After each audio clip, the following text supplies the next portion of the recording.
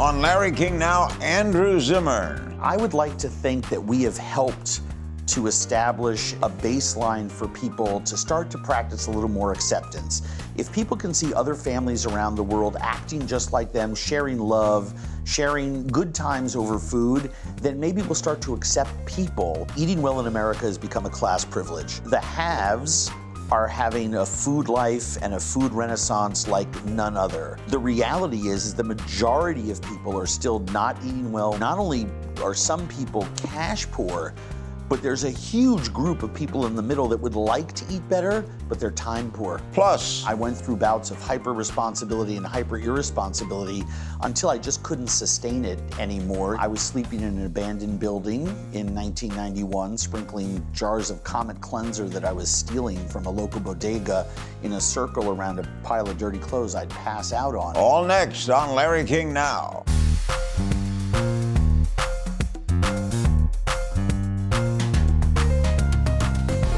Welcome to Larry King Now in New York. He's been called a walking, talking food encyclopedia. Our guest is four-time James Beard-winning TV personality, chef, writer, and teacher, Andrew Zimmern, longtime host and executive producer of the Bizarre Foods franchise on the Travel Channel, as well as Andrew Zimmern's Driven by Food and his Go Fork Yourself podcast. Andrew also owns a production company, a hospitality company, and is a tireless food advocate. Bizarre Foods, Delicious Destinations airs Tuesdays at 9 p.m. and 9:30 on the Travel Channel. How does all this bizarre food, how did that come about? I wanted to create a show about understanding culture and exploring it through food. I felt food was the ultimate totem. Music's great, math is great, but if you take somebody's quadratic equation away or their boombox, you may get a punch in the face, but take away rice and bread, and that's the stuff that revolutions are made of, right? I also felt that, and this is going back 14, 15 years, I started to see a divisiveness in our country. I felt that it was almost, I'm not trying to be funny here, that because I think we've arrived at that point now where it's almost like Sunni and Shia, we're so separate. But I really felt that we were starting to define ourselves by our differences. Gay, straight, skin color, religious preference, all that kind of stuff. What does that have to do with food? Well, I thought that a show that celebrated our commonality, something that we could all agree on, something that would allow us to understand each other better, was necessary. And I believe that was food. And here was the reason why. When Americans inhale other cultures, we do it first and foremost through our mouths, through their food. We eat Japanese food before we get into Japanese art or Japanese music or Japanese clothing or Japanese people. I happen to believe the world is made up of people. Why do you call it bizarre? Well, Webster's dictionary defines bizarre as unique or interesting. Isn't bizarre negative? I think it that guy is bizarre. It can be. Now, I don't like to take credit for very many things, but at least in American pop culture, the largest use of that word, when you look it up on the internet, has to do with our show. And I think over the years, 11 seasons and 11 years and running, we've had a chance to show people that bizarre is more about something that's fascinating and unique and interesting. And yes, there is a secondary definition that is slightly more pejorative, but I would like to think that we have helped to establish a baseline for people to start to practice a little more acceptance. If people can see other families around the world acting just like them, talking just, even though they're talking a different language, but behaving the same way about the dinner table, sharing love, sharing good times over food, then maybe we'll start to accept people instead of just their food or their music or their dance. I'm so used to simple foods, bagels, steak. Some of my favorites. But I don't experiment because I know what I like and I like what I know. So I'm adventuresome in many ways, but not in food. Well, I was about to say that very thing to you. You're adventurous in many other ways. I mean, there's only so many silos, I think, for human beings to be experimental. We like to have the things that we can count on. I like my couch at my house. You can have my couch when you pry it from my cold, dead hands. Hang on to it. And I think that where you have been adventurous is in bringing the world to us on television by communicating with other people. And I don't say this all the time, but when I was doing the very first episode, that was the pilot for Bizarre Food, there was a moment where I was in Japan and I was going into a little place called the Asadachi, which is a getemono bar, a place where Japanese business guys close deals by eating live lizards and live frogs and stuff like that. And I had a voice inside my head that said, okay, be the funny guy. You know, this is a funny situation. There's a person who looks different than me. There's food that looks different than me. And then a little angel pops up on the other side of my head and it said, well, that's not you. That's not what you do. You're a kind person. You're an accepting person. You're trying to actually teach people about practicing patience, tolerance, and understanding with other people and other cultures. Don't do that. You know, be respectful. Let the story tell itself. Get out of the way of it. Keep it simple. And just be you. Well, I actually learned that from years of obsessively watching you and your guests. Do we have an American philosophy of eating? Are we getting better or are we still fast foodish? Sadly, segments of our society are getting better. And I think that's the biggest crime. Eating well in America has become a class privilege. So the haves are having a food life and a food renaissance like none other. Amazing fruits and vegetables from all over the world, dry-aged beef from 7 different species of cow, fresh shellfish and seafood flown from all over the world. It's a minority of people. Very, very small, and all the way at the top. Our pop culture is selling that imagery as something that's available to everyone, and that's a canard. The reality is the majority of people are still not eating well. Food is a class privilege. We are not only are some people cash poor, but there's a huge group of people in the middle that would like to eat better, but they're time poor. Families that used to be able to support themselves. You know, I remember back in the 60s, my father, was able to support a family with one job. Now, if it was happening today, both parents would need to work to afford the same lifestyle. And so there's cash poverty and time poverty, and then there's food education that a lot of us are desperately trying to show people that there is a way to cook quickly, efficiently, inexpensively, do it one day a week, share it with your community, with your family, and start to get some whole foods, not the supermarket brand, but some real food into your family's bellies. You've traveled extensively. 173 countries and counting. We discuss immigration all the time. Sure. Immigrants built America. Correct. What do you make of this xenophobia going on? What do you make of what's going on? I believe there is a large segment of our society that has felt ignored and felt uncared for long enough that all they were looking for was one person to come and mobilize them. And I think some of the messaging from our current president excited those people. I think that a lot of people were the choice for the Democratic candidate. I think Hillary Clinton was a very polarizing figure for a lot of the electorate. But you've been around for a while. More elections than most. And people tend not to vote their interest. But the amount of people that didn't vote their interest in the national election, my heart is breaking for some of the people like West. Yeah, I love West Virginia. I've shot 3 or 4 shows there. I would rather go spend time in West Virginia than just about any other place in the world. The people are amazing. The mountains, the rivers, the landscape, it's gorgeous. And I can't think of a state in the union that voted more against their interest than that one. They were betting on the come. They were believing the dream. And there's coal. Yeah. It's boggling to me. Our guest is chef, entrepreneur, intrepid food expert, Andrew Zimmern, and we'll be right back. Our guest is the chef, entrepreneur, Andrew Zimmern, and he's the host of an incredible show that keeps going on and going on. Bizarre Foods, Delicious Destinations. Bizarre Foods, Delicious Destinations, Bizarre Foods America, Bizarre World. We've done a lot of different... You have made the word bizarre You have taken that word and you have become Mr. Bizarre. Trying to point people towards the unique and interesting. You've been named one of the 30 most influential people in food by Adweek and one of Fast Company's most creative people in the business. You started out as a cook in a kitchen. Where was your first restaurant job? 1975, my parents told me I needed to work during the summer and get a job. I couldn't loaf around the house. And I didn't want to get a job at the landscaping company hauling wheelbarrows of dirt in people's homes and coiled up sod. I wanted to be on the beach during the day with the girls. And I loved food and always knew I wanted to be in the food business. And I begged my parents to let me work in restaurants, which kept me out late.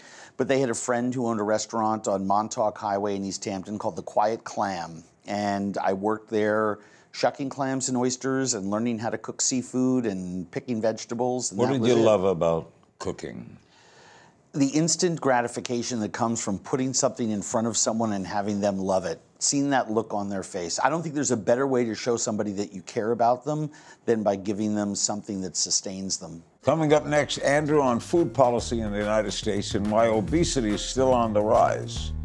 Plus, Andrew's prediction for the next it food. More after this. We're back with Andrew Zimmern. What a guy. True, you had to fight addiction yourself? 26 years sober. I was homeless for a year before some friends basically found me. I was in a hotel called the San Pedro. Wasn't too far from here, but they found me there and they put me on a plane to Hazelden, January 28th, 1992, and I've been sober ever since. Alcohol?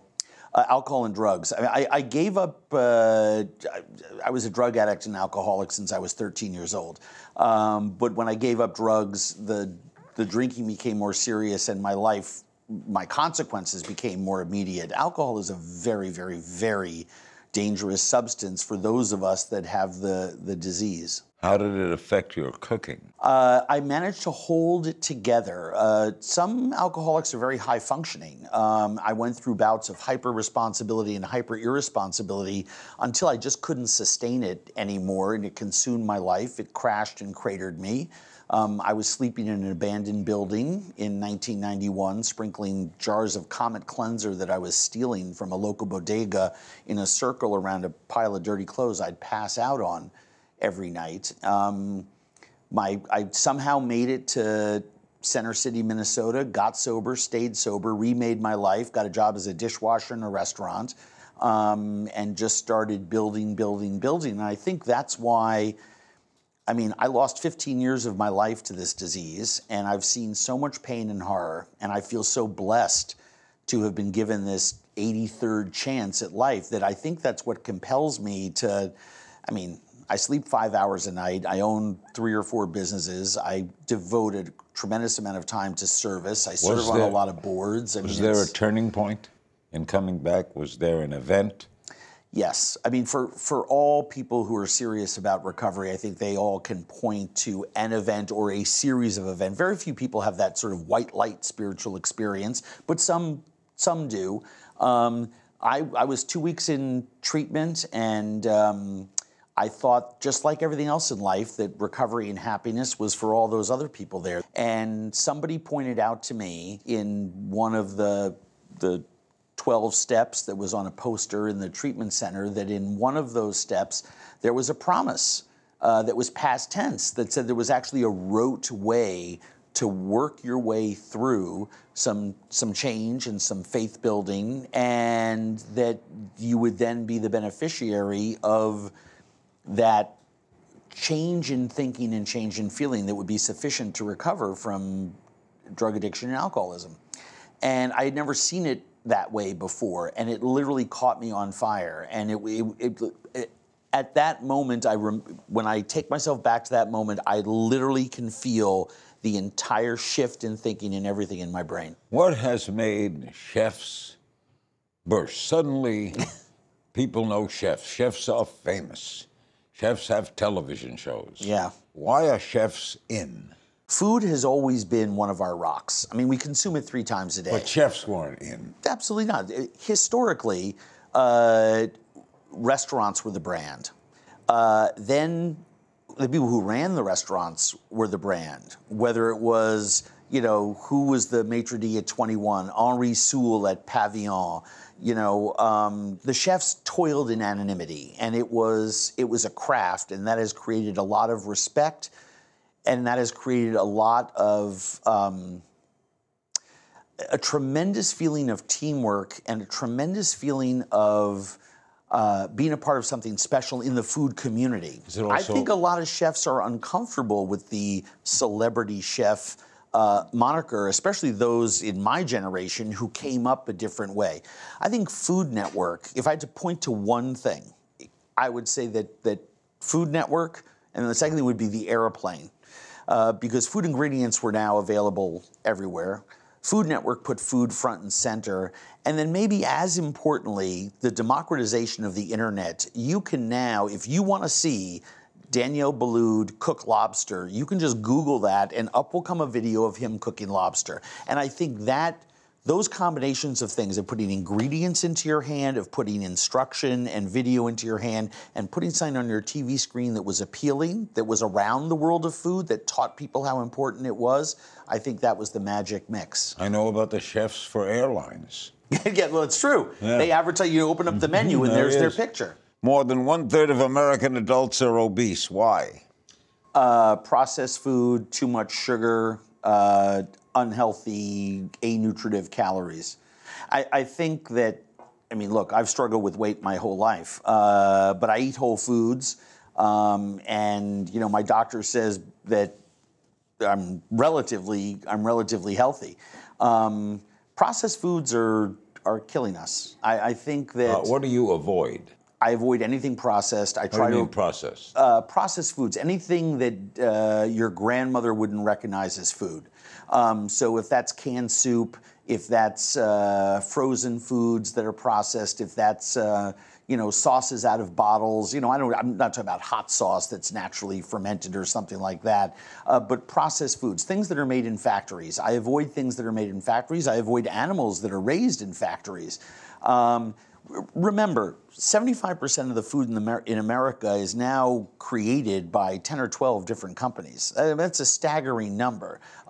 Very few are dealing in fresh foods. Some of them have bought organics companies in a way to appease their shareholders and to show people that they have concern where they really don't have concern. They're more concerned with selling boxes, of instant mashed potatoes and instant skillet dinners. What do you think of crop subsidies? For corn, it's killing us. Here's what's happening. From a financial standpoint, we've taken all of these microeconomies all around the country that have really been economic development programs. That's the family farm. And we've eliminated them and we have aggregated them into these giant agribusinesses. I'm speaking in very general terms right now.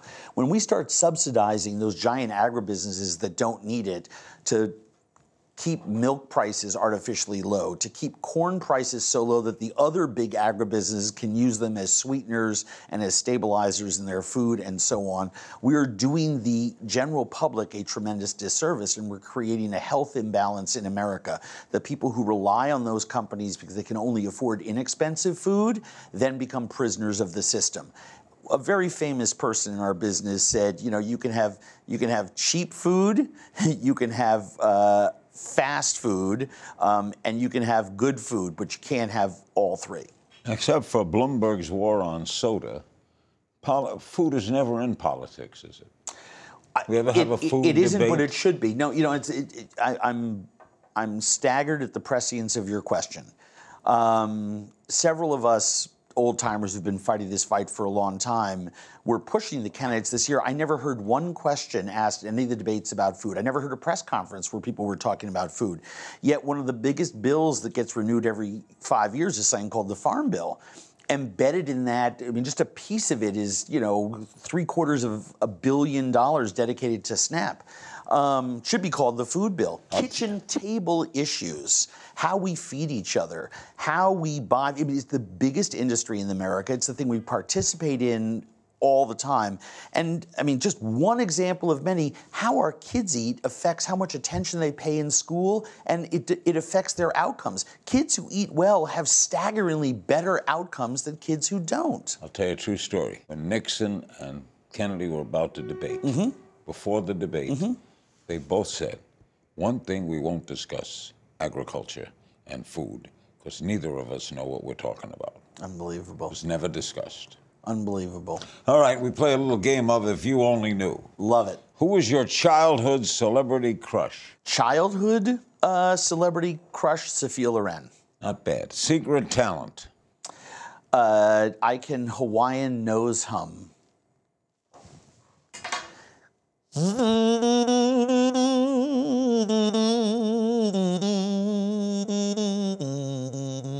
Food you're embarrassed to say you enjoy? Gas station pizza, although I'm not embarrassed, I say it all the time. It is my guilty pleasure.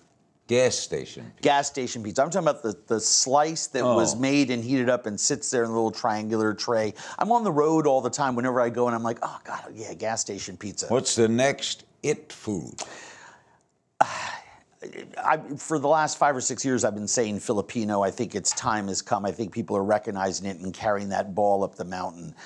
The foods of the Levant, I think, have been... What's that? The Middle East, all the Middle Eastern countries, I think are having a moment right now, both high-end with, fantastic restaurants like Zahav in Philadelphia, Shaya in New Orleans, Kismet in Los Angeles, as being big exemplars of that, but also at the very, fast casual level, falafel places, hummuserias are coming everywhere.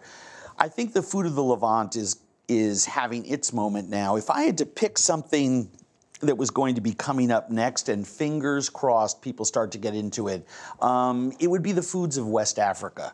I feel this is a part of the world that, some of the best cooking that I've ever had has been in Liberian restaurants in Queens. For people who like spicy food, and especially spicy seafood, the Liberian restaurants all the way at the northwestern end of Queens are some of the best. Queens, New York. Well, do you know if Queens, New York was its own city, I would argue that it would be the best food city on planet Earth. 135 ethnicities, all defined by populations of 5,000 and more, all growing with new immigrants. So they're cooking for their friends and their families and their loved ones. There's no greater diversity of better quality food on planet Earth than Queens, New York. And 2 airports.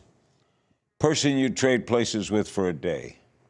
President of the United States. Chef you trade places with for a day? Wow. I'll say, oh my gosh, that is a great. I would love to take over the kitchen at Botín in Madrid, which is the world's oldest continuously operating restaurant. The fires have never gone out of their stoves. I'd like to be able to handle the reins of an animal that has that kind of history. Next, what food can even Andrew Zimmern not stomach? We'll find out in our final segment. Plus, Andrew's work to help food entrepreneurs bring their ideas to life. That's next. We're back with Andrew Zimmern. Let's cover a couple of quick things. You work to help people open small businesses in the food arena. What do you do? I teach entrepreneurship at Babson College in Massachusetts. It's an incredibly honorable position. I love working with young people because I believe that food entrepreneurship can save microeconomies in a way that no other can. It's very accessible to a lot of people. Startups are easy. Creativity can be mined quickly. And the Lewis Institute at Babson, I'm their entrepreneur in residence, and I get to work with students on new projects. It's wonderful. We have some social media questions. Bizarro Lucy Lane, favorite non-bizarre meal?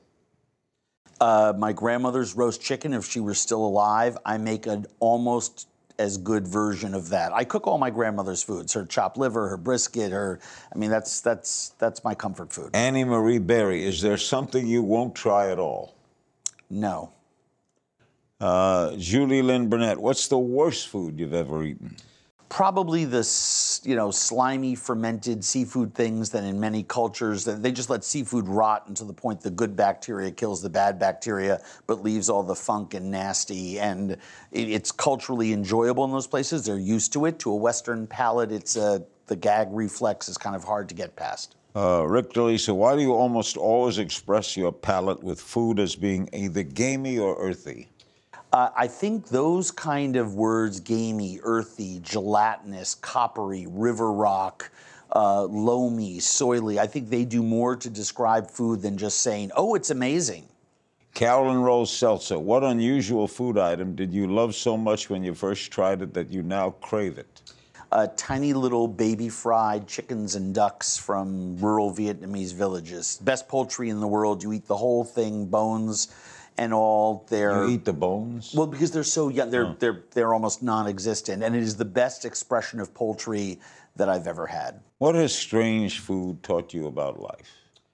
Strange food has taught me that one man's weird is another man's wonderful, and if I can accept the food they eat and the way they do it, the way they consume it, which is very easy to do, then maybe I'll learn to love them. The world is made up of people, and I think the more people that understand that, the better, and I think sadly it's getting worse before it's going to get better. You're a delight, Andrew. You are, sir. Thank you for all the inspiration. Thank you. Andrew Zimmern, my guest. Bizarre Foods, Delicious Destinations airs Tuesdays, 9 p.m. and 9:30 on the Travel Channel. You can always find me on Twitter at King's Things. See you next time.